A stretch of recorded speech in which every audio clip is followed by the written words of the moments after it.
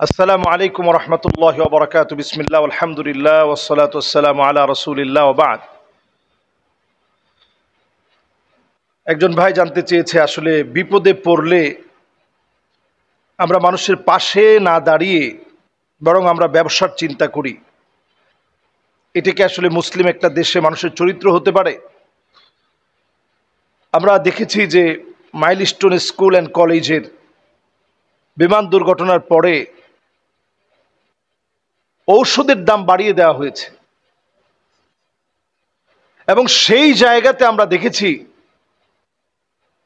1 litre 2 litre পানি বিক্রি হয়েছে 600 টাকা করে। আমরা ঘরের মধ্যে এক জায়গায় আগুন লেগে গেলে আপনি যদি সেখানে একটু আলু পোড়া দিয়ে খেতে চান, তাহলে আপনাকে মানুষ সুস্থ মানুষ বলবে না, পাগল বলবে। দ্বিতীয় বৃহত্তর একটা মুসলিম দেশে আমরা মনে হয় এতটা অমানবিক আচরণ মাঝে মাঝে দেখাই, যে আচরণ কখনো অমুসলিমদের মধ্যে কল্পনা করা যায় না। এই আচরণ আমরা দেখাই প্রায় সময়। এটি খুবই অমানবিক একটি আচরণ এবং যেই লোকটা এই কাজ করেছে তার চিরদিনের জন্য ব্যবসা বন্ধ করে দেওয়া দরকার, কারণ সে মানুষই হতে পারে না। একটা মানুষ লোভী হবে, কিন্তু কতটুকুন লোভ আপনি করবেন? একটা মানুষের সন্তান পুড়ে যাচ্ছে, একটা মানুষের সন্তান দৌড়াচ্ছে যেখান থেকে গোশতগুলো ঝুলে ঝুলে পড়ে যাচ্ছে, যার পরনে পোশাক আগুন দিয়ে পুড়ে শরীরের সঙ্গে লেগে গিয়েছে, চামড়াগুলো ঝুলে গিয়েছে। এই দৃশ্য দেখার পরে আপনি টাকা চান কেমনে? আমরা দিন যাচ্ছে এতটা অমানবিক হয়ে যাচ্ছি, দিন যাচ্ছে আর মানুষগুলো আমরা পশুর মতো হয়ে যাচ্ছি। কোরআনুল কারীম আল্লাহ তাআলা আমাদেরকে স্মরণ করিয়ে দিয়েছেন, وَكَانَ الْإِنسَانُ عَجُولًا। মানুষ সবচেয়ে বেশি তাড়াহুড়া করে। যখনই আমরা একটু বিপদ দেখি তাড়াহুড়া শুরু করি, কি করে আমরা এই বিপদের সময় ধনী হতে পারবো এই চেষ্টা করি। কোরআনুল কারীম আল্লাহ তাআলা বলছেন, وَكَانَ الْإِنسَانُ كَفُورًا। অধিকাংশ মানুষ সবচেয়ে বেশি অকৃতজ্ঞ হয়। আমরা কতটা অকৃতজ্ঞ আপনি চিন্তা করতে পারতেন যে আমার ছেলেটার এমন হইতে পারত, আমার মেয়েটার এমন হতে পারত, আমার পরিবারের সঙ্গে এমন কাজটা হতে পারত, আমি কিভাবে অমানবিক হই? আল্লাহ তাআলা বলছেন, وَكَانَ الْإِنسَانُ قَتُورًا। মানুষ সবচেয়ে বেশি কৃপণ হয়, সবচেয়ে বেশি কৃপণ মানুষ হয়। আমরা তো এই বিষয়টা কল্পনা করতে পারতাম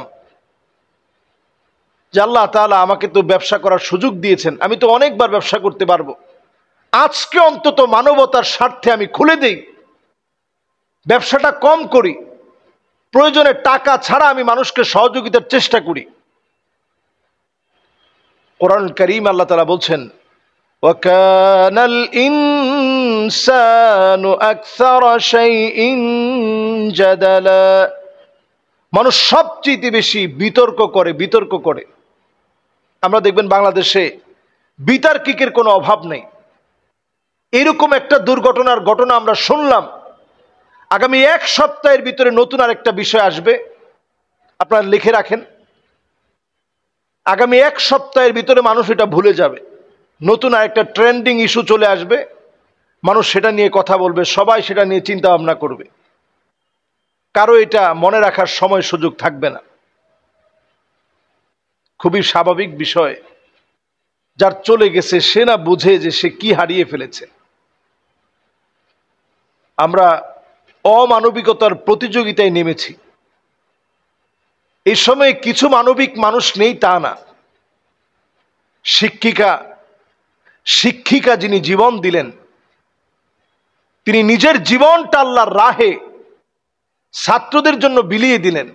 তিনি জানতেন তার বড় ধরনের বিপদ হতে পারে, সেটা জেনেও একটা জায়গায় তিনি দেখতেছিলেন যে আগুন পড়তেছে, বিমান বাস্ট হওয়ার পরে আগুন পড়ছে, তিনি দৌড়ে ছুটে গিয়ে সেখান থেকে বাচ্চাগুলোকে নিয়ে আসলেন।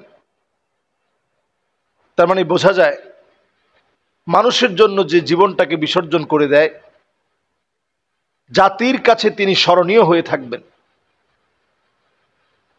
এই জন্য এই সময়টাতে যারা অমানবিকতার পরিচয় দিয়েছে, মনুষ্যত্বহীনতার পরিচয় দিয়েছে, তারা জাতির কাছে কখনো শ্রেষ্ঠ হতে পারেনি। আমরা আল্লাহর কাছে পানাহ চাই এ জাতীয় বিপদ আপদ থেকে আল্লাহ যেন আমাদেরকে হেফাজতে রাখে। যারা দায়িত্বে আছে তারা যেন দায়িত্বের ব্যাপারে সচেতন থাকে। বাংলাদেশ অনেক ডিজিটাল হয়েছে, আমরা মুখে মুখে বলি, কিন্তু আমরা সবসময় দেখি যেন মিউজিক্যাল হয়েছে। একটা পুরানো যান্ত্রিক ত্রুটিপূর্ণ একটা ট্রেনিং বিমান কেন চলবে? যান্ত্রিকভাবে যেটা ত্রুটিপূর্ণ সেটা ট্রেনিং এর জন্য ব্যবহার করতে হবে। এরপর আরো একটি বিষয় ভেবে দেখা দরকার, এয়ারপোর্টের কাছাকাছি জায়গার ভিতরে এমন কোনো বিল্ডিং থাকাটা, এটা আমাদের জন্য খুবই ভয়ঙ্কর বিষয়। যে কোনো সময় দুর্ঘটনা ঘটতে পারে। এই ইদানিং অল্প সময়ের ভিতরে আপনি সারা ওয়ার্ল্ডে সার্চ করে দেখেন, 2025-এ অনেকগুলো বিমান বিধ্বস্ত হয়েছে। তার মানে এই সময়টা নানা বিপদ আপদ, মুসিবত, টর্নেডো, সাইক্লোন, ঘূর্ণিঝড়, ভূমিকম্প এগুলো বাড়বে দিন দিন।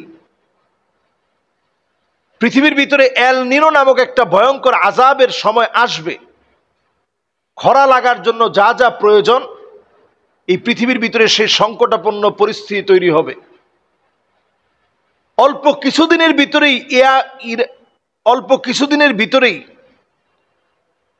কিছুদিনের ভিতরেই আমেরিকাতে বড় বড় কিছু দুর্যোগ আপনারা শুনবেন।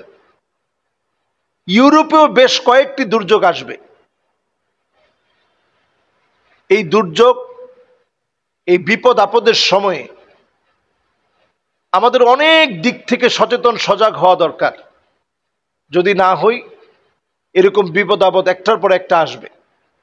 বাংলাদেশের এই সময়ে আমরা দেখেছি বিভিন্ন জায়গায় আগুন ধরছে, শিক্ষা প্রতিষ্ঠানে আগুন লাগছে, বিভিন্ন জায়গায় বিভিন্ন সংঘাত মারামারি চলছে। এগুলো বেশিরভাগই পরিকল্পিত দেশের অবস্থাকে নষ্ট করার জন্য। এই সময় আমাদের প্রত্যেকের উচিত এই বিষয়টা নিয়ে পরিষ্কারভাবে কথা বলা এবং সজাগ সচেতন হওয়া। সংস্কারের এই সময়ে অন্তত আমাদের দেশের অনেকগুলো সংস্কার প্রয়োজন। আমাদের দেশের যে অচল বিমানগুলো আছে, অনতিবিলম্বে এই ঘটনা থেকে সতর্ক হয়ে সেগুলোকে বাতিল করা দরকার। আল্লাহ আমাদেরকে বোঝার তৌফিক দান করুক।